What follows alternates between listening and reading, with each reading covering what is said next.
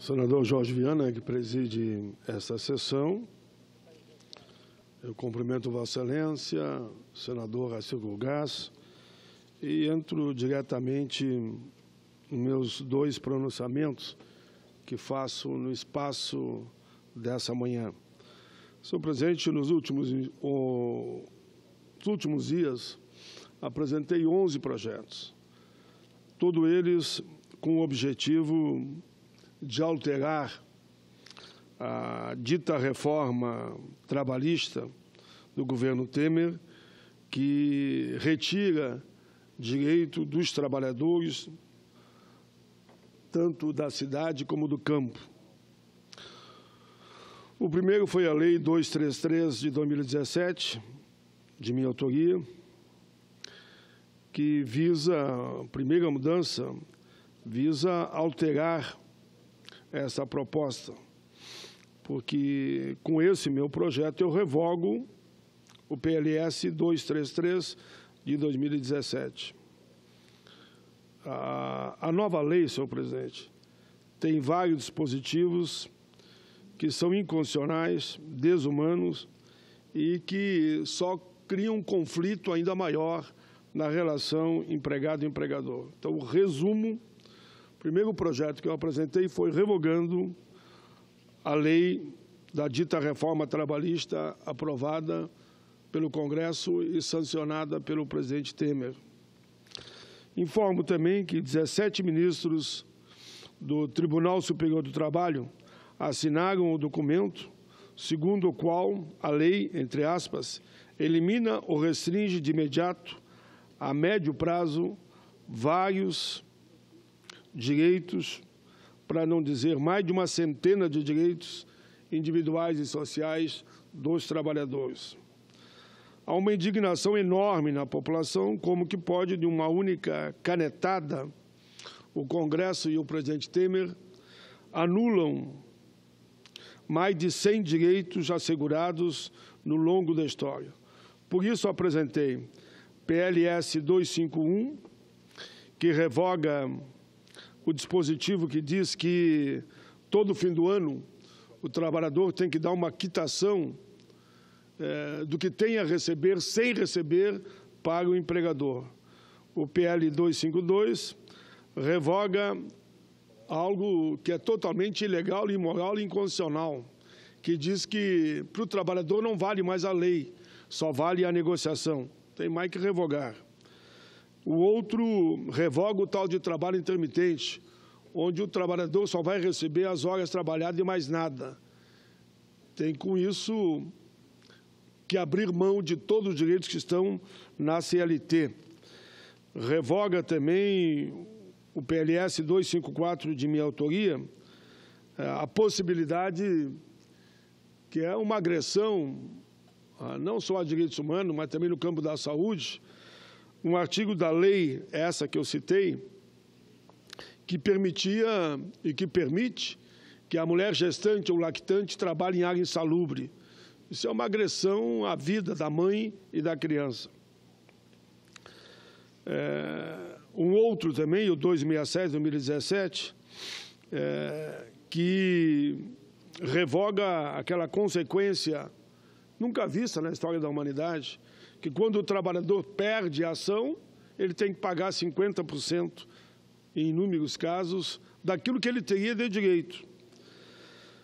O outro é aquele que limita a duração do contrato de trabalho por tempo parcial em 25 horas semanais. Também, nesse aqui, eu apresentei o PL 268 de 2017 para revogar também. O PLS 269 prevê que, havendo prorrogação no horário normal de trabalho, hoje tem que haver um intervalo de 15 minutos. Com a nova lei, desaparece esse intervalo. Tu tem que trabalhar 6, 8, 10, 12 horas sem parar. Esses absurdos todos estão na lei, porque eles abrem mão desses 15 minutos.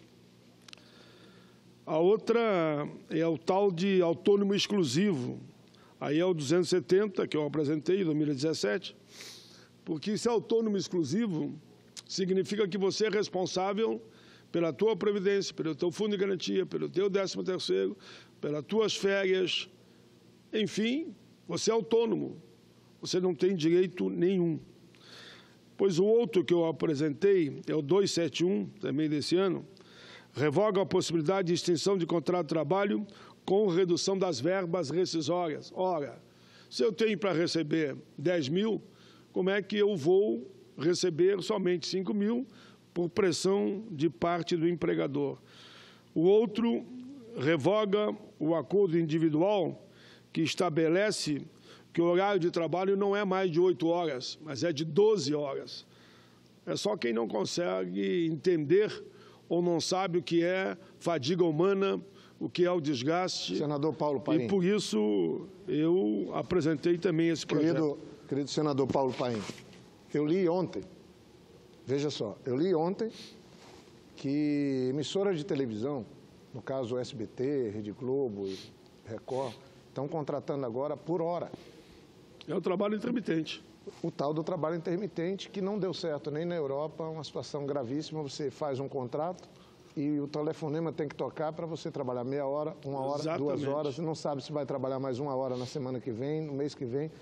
Então, veja em que situação nós chegamos, né? Aí eu estou falando dos artistas. Uma classe de pessoas que, de alguma maneira, tem muita visibilidade e, por isso, talvez tenha alguma proteção, ou pelo menos deveriam ter, porque também são trabalhadores, né?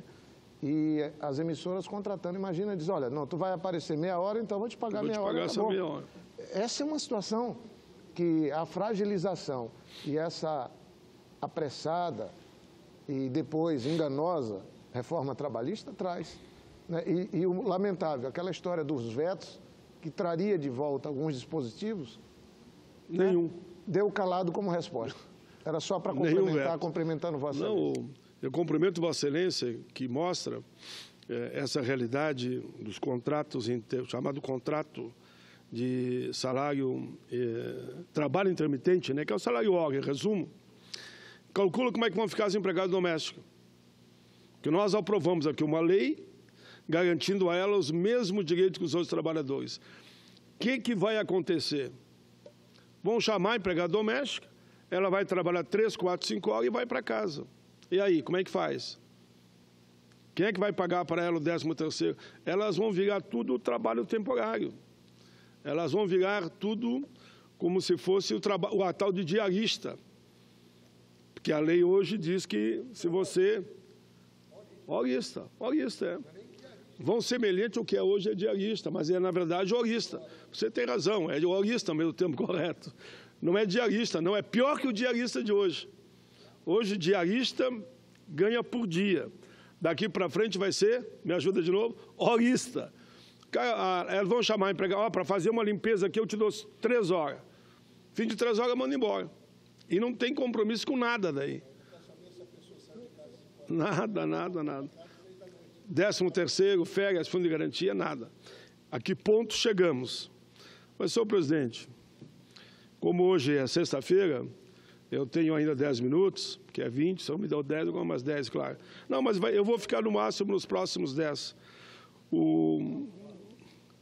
Senhor presidente, eu queria aproveitar esse momento, até aqui vou falar de uma fala sua, que eu tive a felicidade de fazer uma parte, e teve uma enorme repercussão, porque eu botei um pedaço nas minhas redes da sua fala e do meu à parte, que é quanto a essa tal de reforma política, né? Reforma política que querem, eu vou resumir no meu linguajar, dar uma doação, que alguém paga, quem paga é o povo, de quase 4 bilhões, 3 bi 600, né? Fora o que já tem, e depois o tal de 10%, aqueles ainda, que é o tal de conta secreta, e que, quando eu fiz o à parte, a Vossa Excelência, que fez um discurso duro, dizendo que Vossa Excelência não concordava, que isso tem que ser alterado, e Vossa Excelência dizia, e eu reafirmei e avalizei, e a repercussão foi muito boa nas redes sociais, que nós votaríamos contra essa proposta. Eu me somei à sua posição e quero aqui reafirmar esse ponto de vista de novo, de que votaremos contra. Eu sei como foi a sua campanha, Vossa Excelência sabe a minha, foi semelhante às nossas campanhas. Nós nos dedicamos a defender causas e não coisas, E não é dinheiro que tem que ganhar a eleição, tem que ganhar dinheiro que tiver a melhor proposta. Claro, vamos assegurar ali, como eu ajudei, presidente, na minha coleta pequena para a campanha, eu ajudei o tempo de TV. Você deve ter ajudado também. Eu ajudei o tempo de TV da majoritária. Isso, Vossa Excelência me falou também. Então, eu queria falar um pouco nessa linha, em primeiro lugar, aproveitando a presença de Vossa Excelência. Segundo, senhor presidente, eu escrevi um artigo que eu chamo Um Novo Caminhar, olhando para uma frente ampla pelo Brasil, onde nós gostaríamos que os melhores quadros de todas as áreas, do empresariado, dos trabalhadores, do movimento social, dos mais variados segmentos, estivessem junto construindo esse projeto de nação.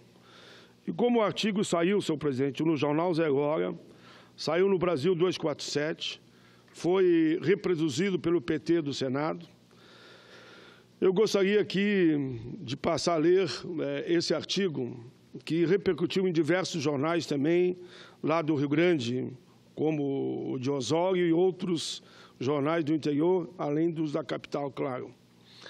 Enfim, o quadro nacional é nada encantador. Nós não jogamos a toalha, apostamos ainda num projeto de nação. Limitação de investimentos públicos, aumento de imposto, o governo agora deu para anunciar todo dia, ele que diz que é contra impostos.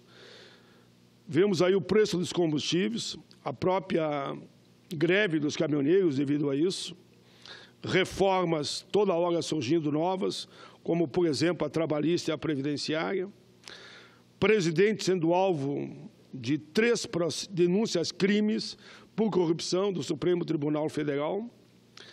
É impressionante, eu diria, como a onda vai e volta e as coisas não se modificam. Fórmulas e ações do Legislativo, do Judiciário e do Executivo são apresentadas e vendidas como solução. Os resultados, nós sabemos muito bem, são pífios. Isso tem que dar um basta. Há uma proposta que vem sendo discutida com uma luz, senhor presidente, no fim do túnel, de baixo para cima, espontaneamente, nos estados, há mais ou menos 1 ano e meio, e que agora vem a lume. Estou falando, senhor presidente, da Frente Ampla pelo Brasil. Não é partidário, não é corporativista, é um espaço de diálogo, de debate, de análise, de compreensão dos problemas nacionais, regionais e municipais. Me socorro aqui do Fórum Social de Porto Alegre com a frase "O novo mundo é possível". Ela está enganjada na construção de propostas e ideias viáveis para as mudanças estruturais e de transformação do país em uma sólida e verdadeira nação. O que unifica são as causas justas e o respeito às diferenças culturais, sociais, econômicas e políticas que compõem esse nosso país continental. As pessoas, tenho certeza, querem esse caminho. Temos ali cidadãos comuns não filiados a partidos, filiados a partidários, militantes das mais variadas áreas, partidários, sim, também, por que não? Sociais e sindicais, estudantes religiosos, dona de casa, aposentado, empresários com visão social, enfim, uma infinidade de pensamentos, diversidade e pluralidade. Digo eu, não podemos nos acovardar e nos calar, ficar condenados à desesperança, o que eu mais ouço nos debates que eu participo, senador Jorge Viana, senador Racilco Gás, há uma desesperança por parte do povo brasileiro em cima daquilo que virou praxe agora, um debate ideológico, não é nem ideológico, é de ódio de uns com os outros. Isso não vai levar a nada se ficar na linha sem ter um projeto de nação do poder pelo poder. Eu diria que só interessa a uma elite minoritária que não possui amor ao próximo e nem ao nosso país. A Frente Ampla pelo Brasil busca, assim, por que não dizer, a perfeição dos sonhos, mesmo que utópicos, e a valorização da nossa gente. Eu sempre digo que nós temos que perseguir eternamente os nossos sonhos, na busca do melhor para todos. Queremos que a grandeza dos brasileiros seja o principal alicerce da nossa desejada nação. A consciência, a nossa consciência, tem que ser a nossa bússola. A corrupção político-empresarial, queremos ou não, está em todos os níveis, federal, estadual e municipal. E a impunidade, componente decisivo para o aumento da corrupção, está aí. Temos que acabar com a impunidade. Os governos transformaram o Estado em balcão de negócios. E o que temos aí é um governo sem princípios, um governo que não tem olhar humano, um governo que vende a alma do povo para se agarrar, se manter no poder e não ser afastado pelo Supremo Tribunal Federal. A Frente Ampla pelo Brasil combate todo e qualquer governo venal, a corrupção, entende que a punição deve ser severa e a lei, claro, a lei, tenho certeza que a unanimidade deve ser para todos. Há outro ponto que estão sendo discutido por esses que eu me somo, a tantos outros, que estão debatendo que saúde é essa que nós temos no Brasil. Uma saúde falida, quebrada, e com essa tal de congelamento por 20 anos, né? Não se investe mais em saúde, fechando os postos da Previdência, cerceando o trabalho dos médicos, não há equipamento nos hospitais. E a educação? Fiz uma audiência agora com as universidades federais e os institutos federais, que estão também praticamente diminuindo as vagas todos os dias, pela falta de verba do governo federal. Direitos trabalhistas caçados, como foi agora, dessa reforma trabalhista. Quer os programas de um passado bem próximo de moradia, onde está a minha casa, a minha vida para os que mais precisam. A insegurança aumenta. Onde está investimento em ciência e tecnologia, olhando para o futuro? Emprego e renda. Falavam que antes havia 10 milhões, hoje são 14 milhões de desempregados. Onde estão os investimentos para desenvolver a economia, direitos humanos? Onde está uma política desenvolvimentista? Onde está políticas numa visão internacional, uma política internacional? O Brasil, na verdade, não possui uma cultura de governabilidade. Cada vez que muda o governo, e eles mudaram na marra, mudam-se as políticas econômicas e sociais de acordo com o pensamento do grupo que assume. E esse grupo que está aí, todo mundo sabe, que só obedece ao mercado. E eles mesmos dizem, a bússola que eu digo que tem que ser a nossa consciência, a deles é o mercado. O presidente da Câmara disse, a pauta da Câmara que determina é o mercado. E o presidente da República, todo mundo sabe, é aqui um executivo do mercado. Não há uma máquina administrativa que aguente e nem programa de governo que se sustente com essa filosofia. Já o mercado interno e a indústria nacional devem ser prioridade dos alicerces do crescimento e do desenvolvimento do país. Aqui já estou entrando no campo das sugestões. Só para termos uma ideia do desrespeito ao mercado interno. Os Estados Unidos, o mercado interno representa 22%. A China, o mercado interno é 20%. E vejam, no Brasil não chega a 4%. O brasileiro do campo e da cidade, os trabalhadores e os empresários, cada vez mais exigem cidadania tributária, cidadania fiscal, cidadania econômica, cidadania social, cidadania jurídica, cidadania educacional. Cidadania com responsabilidade social, e aqui eu me refiro à Seguridade Social, tão importante, porque ali se trata de saúde, assistência e previdência. Não há mais espaço para os governos venais. A falta de transparência da atividade pública e no setor privado é só olharmos para o horizonte, que veremos milhares de casos.